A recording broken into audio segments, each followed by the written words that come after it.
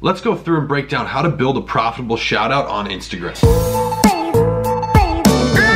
What's going on, everyone? Hayden here, coming back at you with a brand new video. And in this one, we're gonna be actually going through a few live examples. I'm gonna show you some old ads that I used to run on Instagram. Now, these aren't actually ads, these are Instagram influencer shoutouts. We're gonna go through and break down how to create the picture. So not only am I gonna kind of show you different key points and stuff that I'm doing, I'm gonna show you 3 old ones that actually worked really, really well. So maybe you're just looking to get started, you're gonna start doing some Instagram influencer shoutouts. This is definitely gonna help you out. Even if you're doing another platform, you should definitely venture into Instagram. This is how to create that post. So with that being said, you guys, let's jump inside of my computer and start going through this. Okay, so there's a couple key points that I want to talk about inside of here, and before we start going through that, I'm gonna actually show you one. We'll kind of bounce back between this outline that I've scripted out here, as well as between these posts. So first of all, this, again, you guys, these are not currently being ran. I'm not necessarily running these stores. I'm not gonna tell you if I am or not for which ones. You can determine that for yourself. This one did extremely well. It was for an LED light up dog collar. The ad copy, which we're not focusing on that in this video, the caption that we were using was basically using an emotional standpoint. So it was saying, it gave a statistic on how many dogs die every single year by being hit by cars at night. So that's kind of the solution. Our product is the solution to that problem. And that's a scare tactic. So basically we're targeting people who are interested in dogs, own a dog. When it's on Facebook, we 100% do people who are dog owners, but on Instagram. So we were doing the caption inside of there. The first line was that statistic to immediately pique people's interest, right? Hit them emotionally. If you have a dog, I can guarantee you, I would very much so hope so, interesting. I would hope that you don't want them to get hit by a car at night. So this fixed that. We were doing this free dog collar, you know, free, just pay shipping. Oh, this little red bar's not quite centered. But yeah, so this one did really well. We were running this for about 2 months or so. I think this would still be a winning product. I just don't do that store anymore due to not necessarily reasons for the niche, but other reasons. So this one did well. And a couple of the key points to look for. First of all, contrasting colors. This goes beyond just making your post. So rather than just the picture, this is applicable to your website. I know we went a couple days ago and made that video where I broke down people's websites. You need contrasting colors so that it's easy to see. This overall is a darker post, right? You can see the shadow on this arrow. It comes down white. It really lays over that black and like that deep blue really, really well. Same with the red. Not only does the red pop out, stand out, it's a contrasting color, the white is very easy to read on top of it, but the red also matches the collar. And what do you see in the collar? That little bar of light that looks like it's white. So these contrasting colors makes it very easy to see what's going on. It's not like you're squinting at it like, oh my, what? Free dog what? You know, no, it's not like that. So it's very easy to see. You want to make it super simple. You have to make it look good. This, in my opinion, was one of my favorites. It looks super, super good. I have 2 others that I'm going to show you here in a second.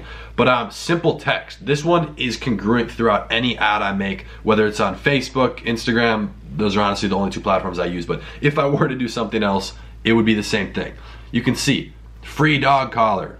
Did you see me give a 3-paragraph description and tell you what the pricing was, the shipping time? No. You leave that for other places, which actually I broke down in here. You need that clear call to action, which is going to go in the caption, you know, telling them what action to take. You only want one. You don't need to tell them to follow, like, buy it, and tag 2 friends. No, you just need that badass caption with the clear call to action. And this is the point when it comes to clear text. You can build off of this in the description. So your post itself, think of this as like 3 different points inside of this stage. This is stage 1, the post. Free dog collar. Okay, now they know what it is. They want to know more about it. You know, you got them interested. I want a free dog collar. My dog needs a new collar. And now they read the caption, they're hooked, and then you give them some more information, and then over on your website, once they actually click on that link, swipe up, whatever it's going to be, then they can go over and read the description where there's a legitimate amount of information. So it's kind of like slowly giving them more and more as they show that they're more interested. You don't want to just flood them up front, because it's going to turn them off. It's too much going on. In the world of the internet, digital era, whatever, you have to get their attention right away. Get your attention, focus. Gotta keep, not only get, but keep that attention all throughout the process. So that's one. Let me just go through and quickly show you 2 others. You're gonna see the similarities between them. Classic. Same niche, the dog niche, Snoopy Fidget. This one actually did well. Super simple. You see it's off to the side, it's not covering the product. Contrasting colors on the background. simple. This one I didn't really run for that long. This worked for about 3 weeks on Facebook, and then I was like, screw this. I'm not going to endorse the fidget wave. That stuff is dead. And so it worked well just because it wasn't a legitimate fidget. It's a fidget inside of a niche. So we could still make sales from it. It was an interesting product. It popped up when we were doing some research, and so we decided to test it out, and it worked. And so that post, good example of how to make it look super clean. Now, this one, I don't know if maybe you guys saw it or a lot of you have seen this product. It blew up not too long ago, I'd say like 3 months. This was a huge one. And this is the whole anchor bracelet theme. This one was, it says hope on it, so you can kind of twist it off of it. It doesn't have to just be a nautical theme of like yachts and water and marina when it comes to an anchor. You can, there's twists on it, hope, you know, then you can do stuff where it's religious. But hope, that doesn't necessarily relate to one religion. So it's a little more general than that. This product did well, and as you can see, because this is what we're focusing on, the text, it's small. I could have made it bigger. I could on all of these. Look at this. I could have made this bigger. I could have made this bigger. Actually, not too much. This one, not a great example. This one, I could have made it a little bigger and fill out more on the inside the middle of that gap. But I didn't. And the reason for that is I don't want it that big. I want it kind of small where it looks super clean, professional, sleek, modern, whatever you want to call it. But they can still very easily read it. Contrasting colors, white on black.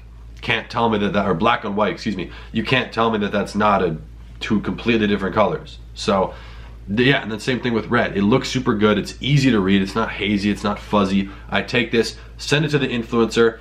By the way, I know some people have asked, I send it to the influencer over either email or DM. Usually DM, whichever works. If we're on Kick, might send it there. But it doesn't matter how you send it. Just get it to them and have them post it. So that's a couple of the main things to think of. When it comes to the actual caption, we've made a video on that. That's now we're covering in this video. You're gonna want it to be super simple, and I would honestly go on your page for your drop shipping store, so your Shopify store, whatever Instagram page you've made, make that post that you're gonna send to the influencer and post it on your page beforehand. And you're gonna wanna delete it like 10 seconds after, but the reason you're doing this is because in the caption, you wanna make sure that you don't have to click read more or whatever it says. That's where it's like, if you give too much, you know, it's too much text, it just shortens it to like 1 or 2 lines and you have to click read more. So you want to make sure it's in that space where it's like filling out, you know, it's the maximum amount you can have without having to click read more.